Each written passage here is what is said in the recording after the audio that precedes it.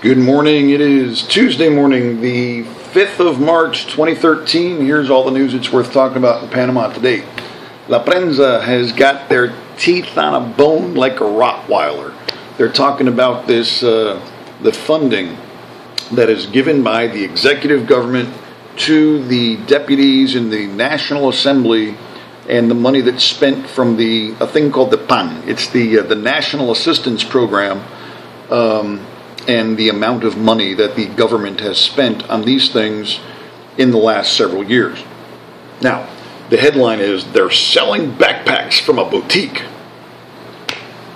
Here's a company that got a contract to provide, it's a $6 million contract, and they got a contract to provide the school backpacks to the Ministry of Education. And there's a company called APM Supplies SA. Now, that company was established in 2008, and it operates out of a boutique clothing store in Panama City. The owner has an area set aside where they have 2 desks, and they do the business of buying the backpacks, importing them into the country, and then providing them to the government. I guess La Prensa would feel better if this company worked out of a very large facility with a lot of overhead and a lot of employees. I mean, listen, man, this is the way government contracts work. Somebody gets the contract, they do a service for the government, and that way the government doesn't have to be in the business of making backpacks with a government factory, China style. Listen, man, They're doing everything they can to make this look like it's the crime of the century, because it is the job of the La Prensa newspaper to do everything they can to damage the administration of Ricardo Martinelli. Period. They want Juan Carlos Varela, their guy, the Panamanista, elected. And if it rains, they're going to blame it on Martinelli. Whatever. Anyway, there you go. They're still talking about this. None of it's going to be investigated. There really is no big deal. They're handing out government contracts, and this company probably made a lot of money.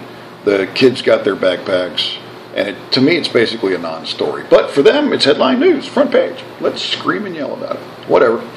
Okay. Politics. The next media source is the Panama American. Now, the Panama American is owned and operated by the president, and they always carry all the headlines that are, what the government wants to say. The president the headline here today is that President Martinelli calls Juan Carlos Navarro basically a bum. He used the word vago. Yesterday, when Martinelli was touring the construction sites of 3 overpass bridges that are being built in Panama City, the press caught up to him and said, "What do you think about that? What do you think about this?" The PRD's primary election is coming up this weekend. So somebody asked a question about Navarro, and he's like, "Navarro, that guy's a bum. He's never had a job. He ought to shut up and go to work." It's like a headline. When the president calls another president, reacts to another candidate, then of course that's going to generate some headlines. Anyway, so Martinelli says that Navarro's a bum and he should get to work, and he's never had a job, and stuff like that.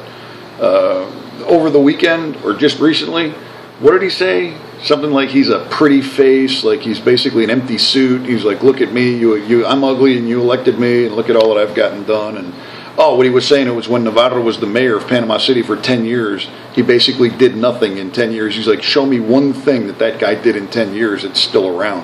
And obviously the strategy of the Cambio Democrático is to just point to all of the crap that they've done and say, "See, want more of that? Keep us in office." That's their entire strategy, and that's what it was since before they even got elected. Okay. Maite Pellegrini is the woman who has been in prison for more than 3 months because she worked for Financial Pacific brokerage house. And her family, basically, her mother, her father, her brother, her boyfriend, her dog, they've been in prison because of their involvement in this Financial Pacific. Well, starting yesterday, her lawyer has been on the press saying that when she starts talking, it's going to take her 5 months to finish. She's basically saying that her client, this Maite Pellegrini, has got so much information about Financial Pacific that and specifically talking about insider trading on the Petaquilla stocks. She's saying there was an account called High Spirit, that the three guys who ran this company, that anytime High Spirit bought Petaquilla, they would buy Petaquilla too, because they knew that something was going on with Petaquilla. Guys, this is not going to be investigated in Panama. Petaquilla is a stock that's traded in Toronto, okay? And there were serious indications that there was insider trading that occurred in 2009 after Martinelli got elected, before Petaquilla. The people from Petaquilla had a meeting with him in September of 2009, and then a couple of months later they were issued their permit to begin operations and to begin to extract gold from the country. In that period of time, somebody bought up 30% of the company, and then the stock jumped from like 25 cents a share to well over $1. So the people made like 600% on their money or whatever it was in a relatively short period of time. Insider trading, and this woman is saying that this is who did it and how it happened, and that she's basically the scapegoat. And now she hired Zule Rodriguez, who's like this rabid anti-Martinelli, anti-government PRD lawyer. So now it's pretty clear that Maite Pellegrini has gone completely over to the dark side. She's not going to try to play nice anymore, and she's going to go the other way and just turn Zule Rodriguez loose on this case. So we're going to get a lot of headlines. For me, this kind of crap is fun because it gives me something to talk about. Anyway, possibility of insider trading with Petaquilla because of the Financial Pacific case in Panama. More to come on that. All right. The National Assembly passed the law which would delay the implementation of the accusatory penal system, or the accusatory criminal system in Panama, specifically in the larger provinces of Panama and Colón and David, for 3 years. Okay, they did like a little, like in Cocle, I think, in Veraguas, in Herrera, and a couple of the provinces in the interior, they did like an exploratory, an example, this is what it's going to be like. And then they were supposed to be implementing this thing for the rest of the country, like coming up here now. They kicked the can down the road for 3 years. They weren't ready. It cost a lot of money to put this in place. There's a tremendous backlog of cases right now. That's not going away. The idea is to implement this system and then clear out the backlog. But then you got the problem is if a case started under the old system, you still have to, so you have to do this dual thing for a while. And it just became too much of a tar ball for these guys to deal with. So they said, screw it, 3 years out down the road. And now the Bar Association lawyers are asking for a meeting with Martinelli. I believe they're going to ask him to veto this law because they want this new system implemented. There's no doubt about it. It speeds up the process for everybody, but there's also no doubt about it that it's harder and it's tougher to do and it's more expensive and you got to know what you're doing and it's not as corrupt and it's harder to corrupt and it's faster and it's much more like the U.S. system. Not that the U.S. system is good, but it's got to be better than sitting in prison for 3 years waiting for somebody to hear your case. Anyway, they kicked that can down the road for 3 years, and it's kicked. Okay, weather. There's a cold front that's been hammering away on Panama for days. Like 6 ships were washed up against they broke out of the anchorage on the Colón side. On the Colón side of the Panama Canal, they washed up against First Street in Colón. They had to rescue sailors off these ships. One guy drowned over the beach in Maria Chiquita. There was like some houses that were flooded. There's weather-related stuff. Now, this is just a cold front. This is not rainy season stuff. This is a cold front that is coming down actually from Canada. It came all the way through the U.S., through Central America, and it's affecting our weather here. It's still cloudy outside, which is goofy for March. Anyway, so weather. It should be moving on its merry way here within another day or two. Camacho, the government spokesman, came out and said that, what's his name? Jose Domingo Arias. He's not the anointed one. Now, Camacho is the spokesman for the administration of Martinelli, and he came out and he said that he supports the candidacy of Jose Domingo Arias. There are 10, count them, 10 candidates running for the Cambio Democrático in their presidential primary election. Now, I asked some high-ranking guys in the Cambio Democrático, I was like, hey man, do you guys have like a runoff or something? Or is it like a free-for-all and there's 10 guys? And the answer was, whoever gets the most votes wins. Period. No runoff, no second election, no none of that. All these 10 guys are going to run. Now, it's possible, if you got 10 candidates, the guy with 11% can win. Okay? There's 500,000 people or so in the Cambio Democrático, and among them, they are going to select their candidate for the 2014 election.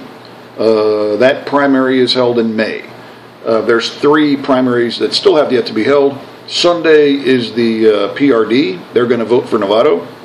The Panamerista primary is a couple of weeks after that. They're going to pick Varela. And then the CD is the most interesting one. And they'll do their thing. But Camacho is basically just saying, hey, listen, I'm an individual, I'm a citizen, and I can support one of these candidates, but that does not mean that he is the anointed one.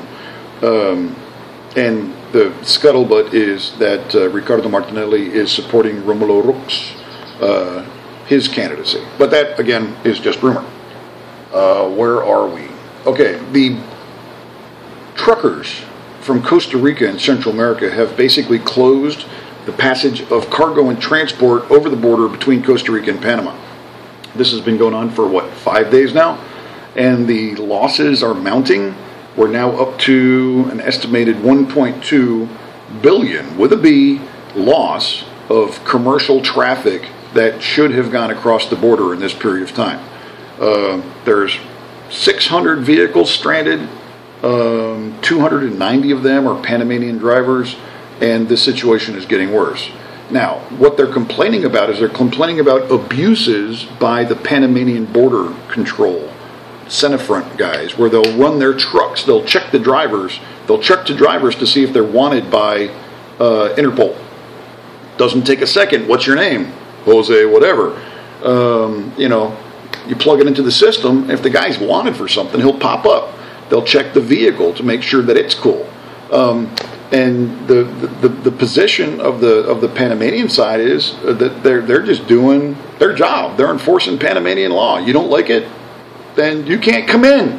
What they're saying is, we're going to shut down trade until you stop enforcing your laws. And where's the Costa Rican government on this? Haven't heard from them. Anyway, that's what's going on. Passengers, tourists, buses, cars, stuff like that can still get across the border. What's not crossing the border is cargo trucks. Okay? All right. Last thing. I'm over time here. The Catholic Church has been pushing this thing they called an ethics pact. They're trying to get all of the political parties to sign a pact of ethics for the 2014 elections. And it's a gambit where they're trying to inject themselves into the political process. They've been pushing this thing for months. The individual politicians are going, what? Wait a minute. Where's the enforcement on this? Here's my take on this. And again, my opinion, what I think, for what it's worth. The elections in Panama are governed by law. They're constitution and law, the electoral law. Now, if you are within the law, you're within the law. If you're outside the law, you're outside the law. An ethical pact. Okay, so the Cambio Democrático, if they were smart, they would go, ethics pact? Sure, we'll sign an ethics pact. The Cambio Democrático signs an ethics pact. Blah. So then they sign the pact tomorrow, or whatever the hell day it is they're trying to sign this thing.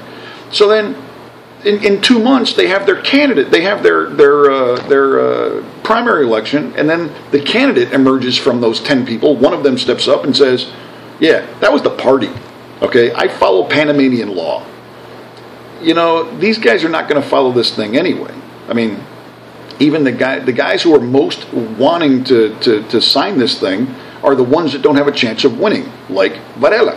Okay? Of course he has a chance. He'll go to the election and he'll try to get his votes, and he probably won't win.